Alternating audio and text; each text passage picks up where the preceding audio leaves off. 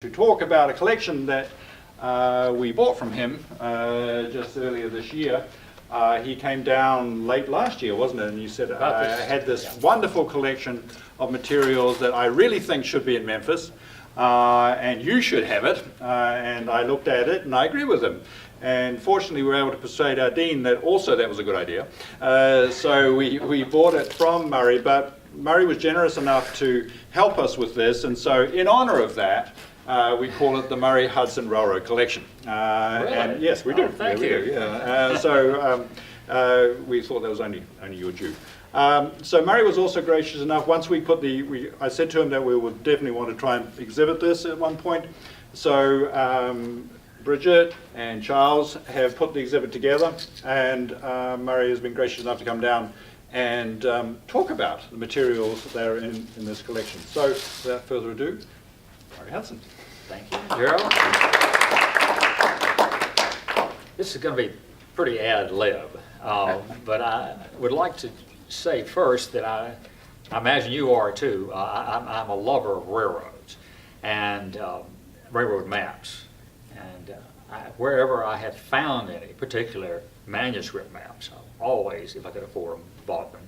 And particularly if they were of the region. I'm from Dyersburg, but I've spent a lot of time in Memphis over the years. And when I guess it's been maybe 20 years, lots of times I will collect things and see if there are other things that connect to that, and so on. So I put together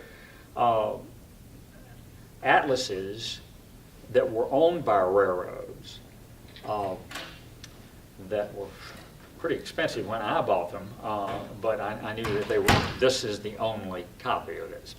And I also, as a dealer, have been interested in having entire collections go to a place where they'll be preserved, studied, researched, and available to the public, which I think is really important, instead of stashed away in some rich collector's collection where nobody will ever see them again, until they die, and the heirs sell them. But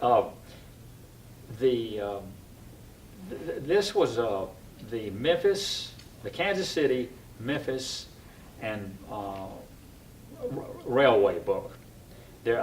With it, there was also the Memphis-Birmingham Railroad, which at sometime close to the time of the railroad, it was actually the Kansas City-Memphis-Birmingham Railroad, and it was right on top of the 1891-2 period.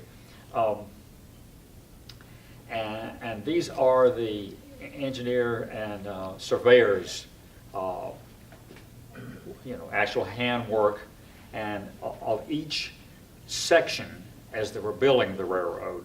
This is coming through from Springfield, Missouri, down through the swamps of northeast Arkansas, and it's very interesting. And I think it's probably the first appearance of some of these little towns was when the railroad came through.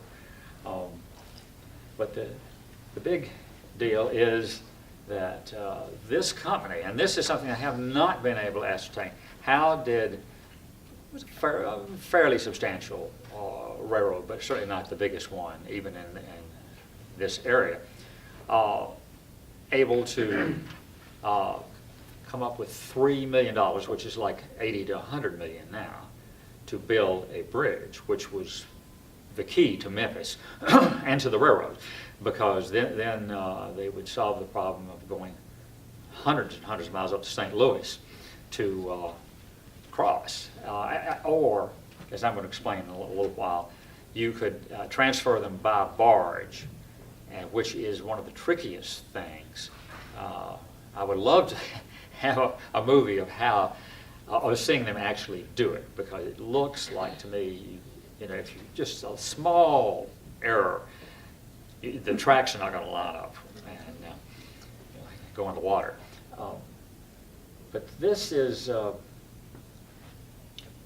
these were folded in the book, not attached, and I had them restored, the large drawings that I'm going to use.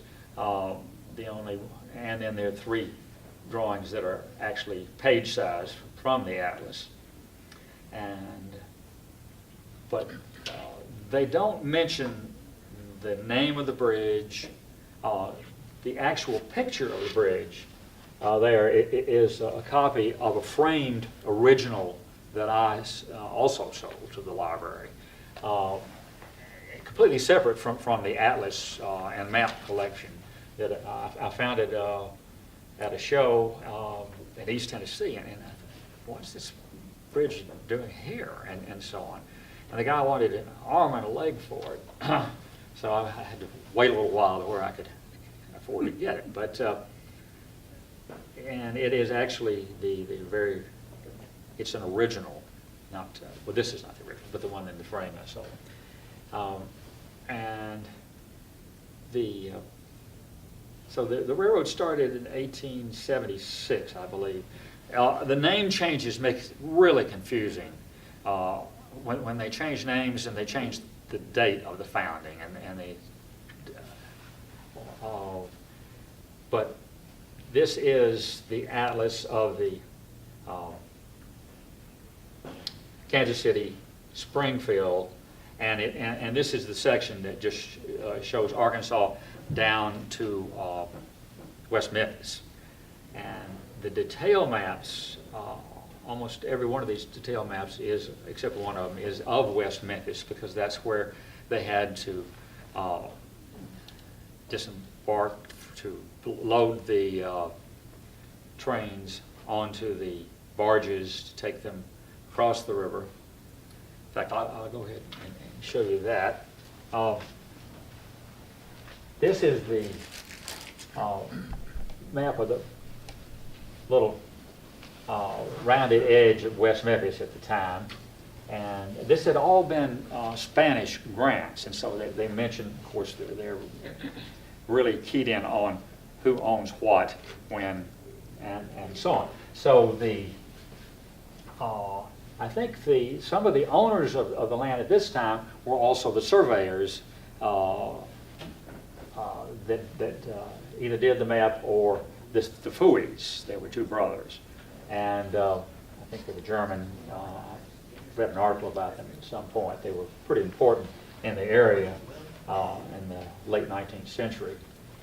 So we have the line for the track coming down, and you come over here to grain chutes and sand and different kinds of material they might be carrying that were unloaded or loaded onto barges by way of chutes. To take the whole boxcar, they had to back it down and load it on, I wish we had a picture somewhere, I've never seen one, but of the barge or whatever you would describe it as that had the rail line where they would back the cars on, and then they'd uncouple those. They would take them over to they'd be disembarking here, going south on the river, and they would have to back up to connect. I don't have anything to point exactly to it, but you see the red line, it comes up into the Mississippi River. This is just north of President's Island. They would back, I have never read anything that confirms this, but this is what I think, the only way they could do it, is they would back the cars, it would connect to this floating dock there with the rails on it, and then back the cars off down to, there's a point where this is a Y here, and I think they would take the cars down and deposit them at that corner, or they either back the whole thing down and then, that wouldn't work. They'd have to leave the cars down there and have a train come and back in and couple to them and bring them up the bluff. This was a fairly gradual grade, at least the least steep one that they could find. And they would come around in this circle over to Kansas Avenue and then shoot right down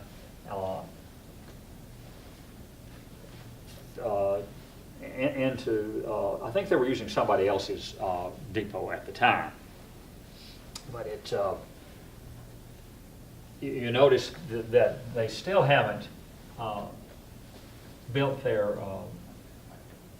some of their lines, because the yellow shaded parcels on this map are being condemned, legally to accommodate whatever the railroad was going to be doing.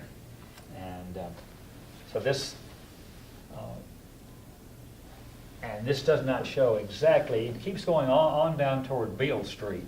So I'm not exactly sure where there's no drawing or anything of their depot and all the material that I have. I think you may have used another line's quarters for that.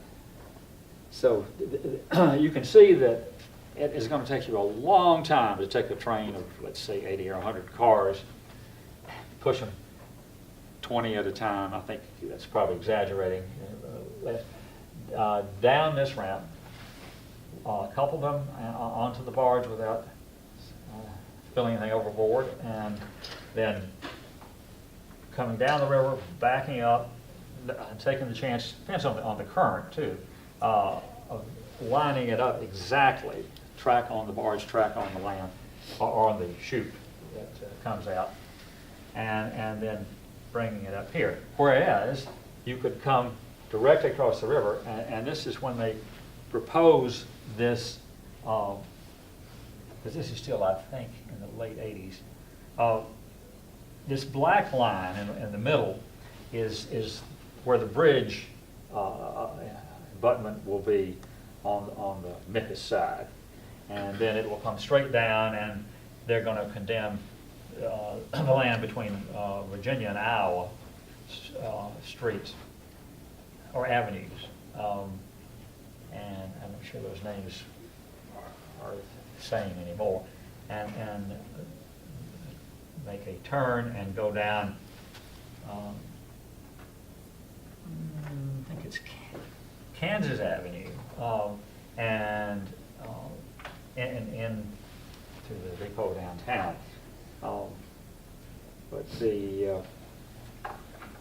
so this is the,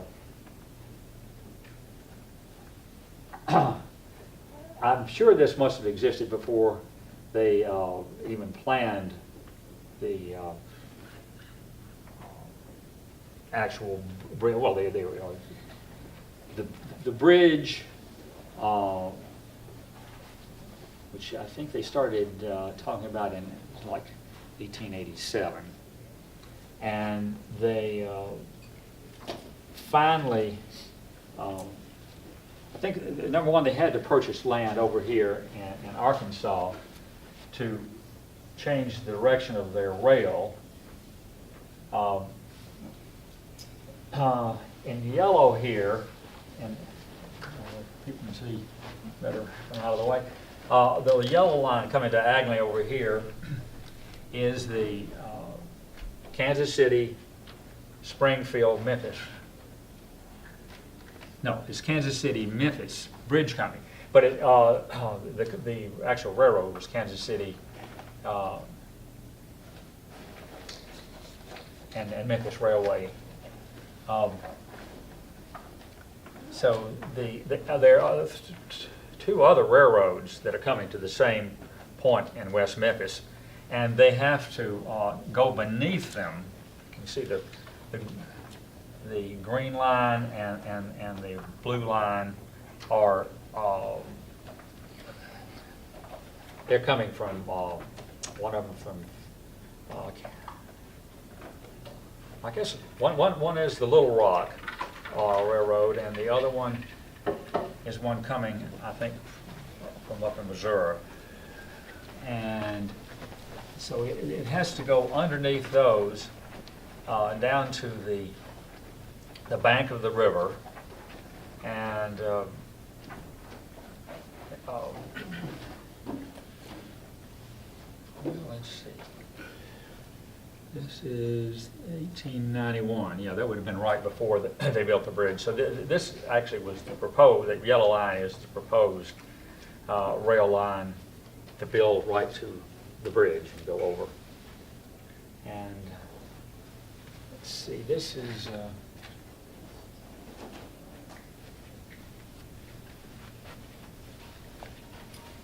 and this is I think the earliest. It's in still in the book, but the earliest view of the direction and placement of the bridge. And you have President's Island down here, Wolf River up there, and the actual direction of the railroad coming in, and wait a minute. I think this, the reason it's still in the book, is this is the one, the earlier one that had the line that came down to the riverbank and with a floating rail line that they could connect to the barges to take them across. But it superimposes the direction of the railroad coming there and changing the direction and crossing the river. It's and it's a lot nicer if you get to come up and see it yourself. And this, this should be on the screen that big, so you could actually. But at some point in '91, they changed from the Kansas City Springfield Memphis Railroad to a subsidiary called the Kansas City Memphis and Memphis Bridge Company. And so at that point, I don't have any thing from the railroad that shows the design of the bridge. It's really nice that we have all this material here. Well, I did have the photograph of the bridge when it opened, but so we have this additional information about the cantilever bridge, and it was, one thing was really interesting and important. The engineer who did the bridge was an extremely adept engineer at building, and he used a cantilever design